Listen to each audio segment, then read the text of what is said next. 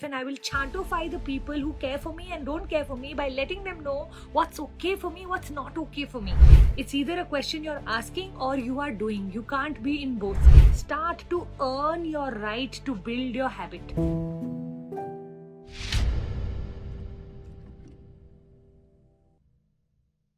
How to be consistent in life with your routine, especially because we're going into the new year.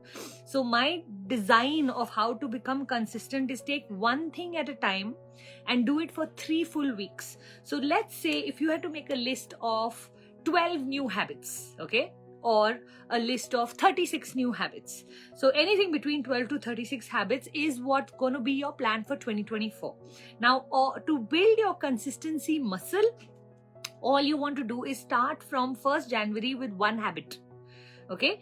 Go for 7 full days. If you haven't been able to do it for 7 full days, till you don't cross 7 full days of doing it every single day, you can't add the next one.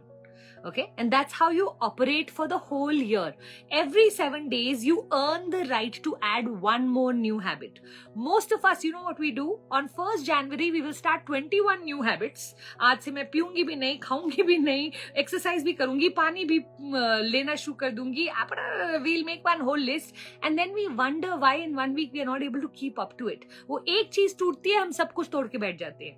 So I think one of the most important things that you can do on this journey is start to earn your right to build your habit. It's like when you go to the gym, you don't start lifting 100 kilos, you start with 2 kilos, right? Start with the easy habits. I'll just brush at night every day for the next 7 days. Start with that much.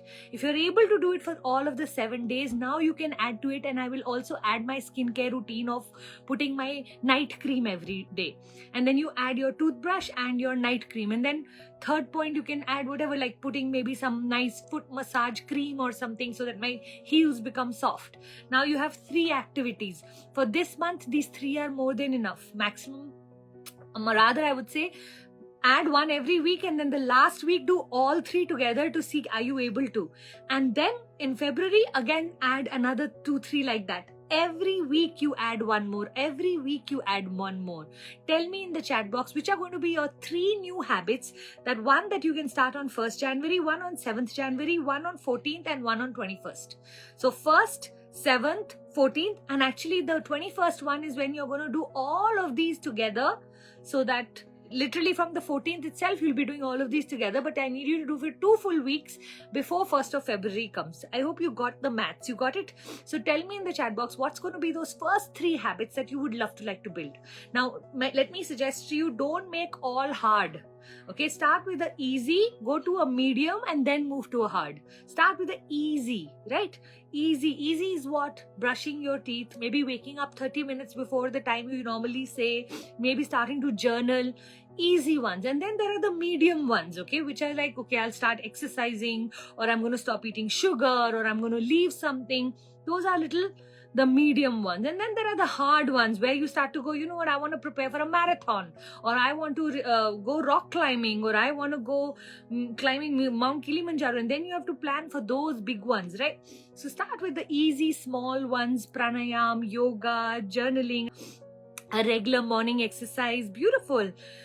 Gratitude journal from 7th Jan and night journaling from 14th Jan. Beautiful. See the clarity now you have. Now this clarity, if you have like a book, I'm carrying 4 books. Actually, I should have brought them up.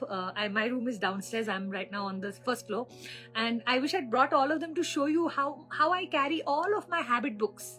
You know, whether it is for my exercise, whether it is for my gratitude, whether it is for my goal setting, I have it all with me and they go everywhere with me, and every day I like to write in them. And once you get used to and addicted to them, it's a different story altogether. By the end of 2024, this is one question I don't want anyone in my tribe asking me: Puja, how to still build consistency? It's either a question you're asking or you are doing. You can't be in both, right? So I would love for you to now move from asking this question as your always question and moving into कि यार 2 तो build करके ही मैं दिखाऊंगी जनवरी में, और फिर 2 तो पक्का फरवरी में, और फिर 2 तो पक्का मार्च में. And 6 new habits in the first quarter of the year is so fabulous. True or not? How to make a decision in life in general in any process? Well, that's a very difficult question to answer because you're asking for a very general formula for anything. I like to follow what I call the 10-10-10 method. which is to any decision making, ask yourself, what will this have an impact on me in the next 10 minutes? How will this have an impact on me for the next 10 months? And how will this have an impact on my life in the next 10 years? And if the 10 months and the 10 years don't have relevance to this, it's not an important decision in the first place. Okay, so you want to start to, let's say a chocolate cake comes in front of you. In the next 10 minutes, I will feel extremely comfortable and satisfied eating this cake. In the next 10 months, if I continue doing this action, I'm going to put on at least 2-3 kilos. In the next 10 years, I will land up being 10-12 kilos more because of the choices I will be making. Do I want to go there? No, then this decision of currently needs to be different. Now, reverse is also true. Let's say you need to stand up for yourself. This was just in food. Somebody said something to me and I felt really hurt and I just kept quiet and walked away.